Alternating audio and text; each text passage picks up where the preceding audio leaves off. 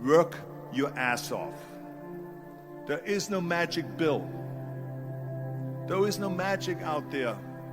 You cannot get around. You have to work and work and work. If you don't have a vision of where you go, and if you don't have a goal where you go, you drift around and you never end up anywhere. It's like you can have the best ship in the world, you can have the best airplane in the world. If the pilot or the captain doesn't know where to go, it would just drift around. It would not end up anywhere, or most likely in the wrong place. So I was very fortunate that I stumbled onto my vision. I mean, as you know, I was born in 1947 in Austria after the Second World War. And I didn't really like Austria when I grew up. I couldn't wait to get out of there. I don't want to be around here with these little farmhouses and these little buildings, and everything is old. I want to be in America. But now the question was just, how do you get to America? In those days, it was a very expensive trip. It's not like today. They showed in this documentary the huge skyscrapers, the high-rises, the huge bridges, the 6-lane freeways, the huge cars with the wings sticking out, and all of this stuff. And I said to myself, that's where I want to be. Do you know how great it felt that I knew where I was going? Imagine the majority of people don't know where they're going. I knew where I was going, that I'm going to become this bodybuilding champion just like him. So it was just a question of, how do you do it? 74% hate their job in America. Now, there's not much different when you come to Europe. The majority of people don't like what they're doing. When you have a goal, when you have a vision, everything becomes easy. Because remember that in America, for instance, when you study, you will see the percentage of people that like their jobs. If you think about, only a quarter of the people really enjoy what they're doing in life. That is unbelievable if you think about it. So I felt so blessed that I knew what I was doing. They're really not doing it because they didn't have a goal and they followed this goal. They just aimlessly drift around, and then all of a sudden there's a job opening, so they get that job because you have to work. But then when you work, it's a chore. It's work. It's not fun. People always ask me, when they saw me in the gym in the pumping iron days, they say, why is it that you're working out so hard? 5 hours a day, 6 hours a day, and you have always a smile on your face. Every single set that I do, every repetition, every weight that I lift will get me a step closer to turn this goal into reality. So I couldn't wait to do another 500-pound squat. I couldn't wait to do another 500-pound bench press. I told people all the time, I said, because to me, I'm shooting for a goal. In front of me is the Mr. Universe title. So every rep that I do gets me closer to accomplishing that goal, to make this goal, this vision, turn into reality. I felt so great knowing where I was going, and I tell you, it worked. I mean, think about it. And at the end, I was just not visualizing just my exercise, but I was really lifting the trophy over my head. That's what I was thinking about. Even though people came up to me and says, why don't you go and run for something smaller? You're never gonna make it. I ran for governor, and then 2 months later, I became governor of the state of California. You've got to have a purpose no matter what you do in life.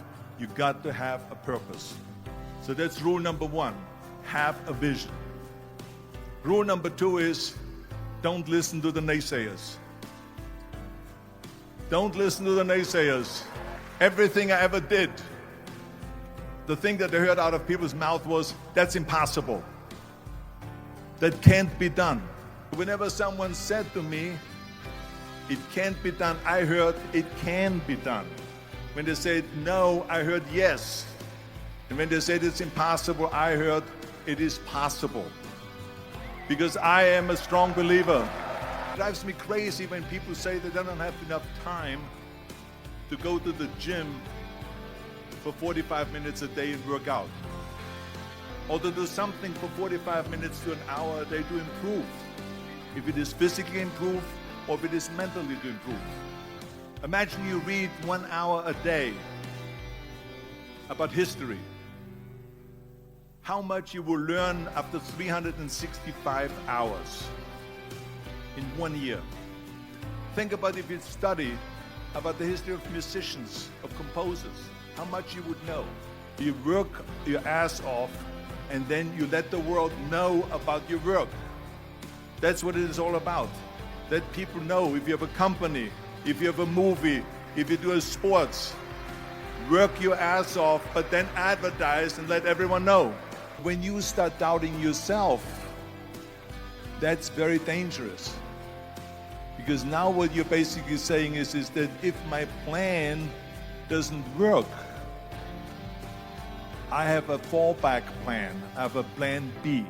So to me, it is very dangerous to have a plan B because you're cutting yourself off from the chance of really succeeding. And the reason, one of the main reasons why people want to have a plan B is because they are worried about failing. What is if I fail, then I don't have anything else? What is not okay is that when you fail, you stay down.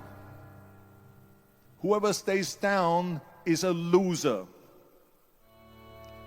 And winners will fail and get up, fail and get up, fail and get up. You always get up. That is a winner. Don't be worried about losing, because when you're afraid of losing, then you get frozen. You get stiff, you're not relaxed. You got to be, in order to perform well in anything, if it's in boxing or if it is on your job or with your thinking, is only happening when you relax. My father wanted me to become a police officer like he was. My mother wanted me just to stay there and marry a girl with the name of Heidi, hopefully, and have a bunch of kids and run around like the Van Trapp family in The Sound of Music. There's 6 rules basically that always have laid out that are the rules of success. But let me get right away to the first rule of success. The first rule of success is to have a vision. I couldn't see myself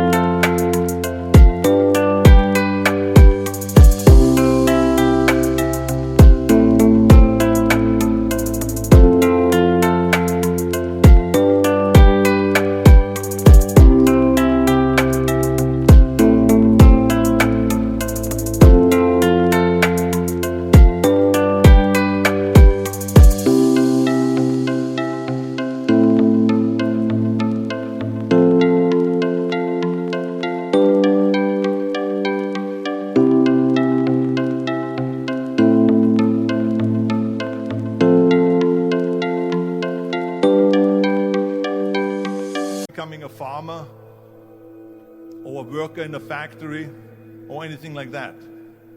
Even though my parents wanted me to stay there and have a normal life. That was their vision, not mine. My vision was totally different. I felt that I was born for something special, for something unique, for something big. So I was searching. Then one day I went to school. I remember I was 11 years old, and they showed a documentary about America. Then they had the pool walker. Then they had an expander and some barbells and some dumbbells and an exercise bench in a window. So I went inside and I looked around and I looked at this stuff, and then I saw a magazine. I was very fortunate that one day after school I walked by a store in Graz which was called Brühl. And it was the only store that really sold kind of American stuff.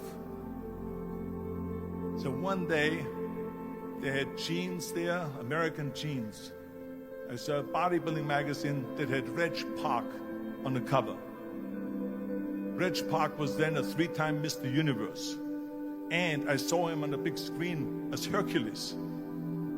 And on the cover it said how Reg Park, Mr. Universe, became the Hercules star. How he trained, how he was working out in Leeds, England, in a factory town, how he worked out every day for 3-4 hours and became the strongest man of Europe, and how he won Mr. Europe and Mr. Great Britain, and then eventually Mr. Universe. I looked at the cover and I said to myself, I got to get this magazine. So I bought the magazine, I took it home and I read it over and over from the front page to the back. It had everything in there. I want to get into movies just like Reg Park. And I want to make millions of dollars and be rich and famous, just like Reg Park. How he was discovered.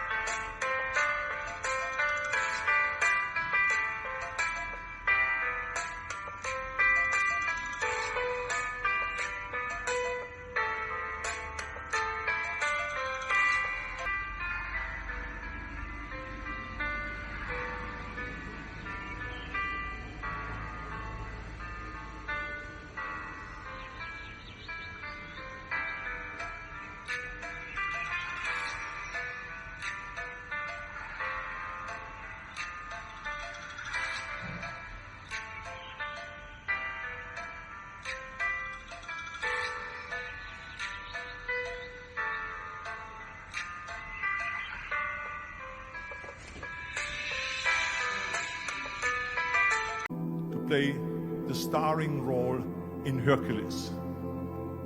I read that and I said to myself, wow, this is the blueprint for my life. This is exactly what I want to do. I want to become a bodybuilding champion just like Reg Park. And after I did Conan the Barbarian, the director at the press conference said to the press, the director was John Milius, he said to the press, if we wouldn't have had Arnold, we would have had to build one. The same thing was with Terminator. After we were finished filming Terminator, Jim Cameron said to the press, if Arnold wouldn't have had that accent and talked like a machine, I think the movie wouldn't have worked. It is a very important lesson for all of you. So when someone says, no, this is a stupid idea, you in your mind, you don't have to say it, but in your mind just say to yourself, what do you know?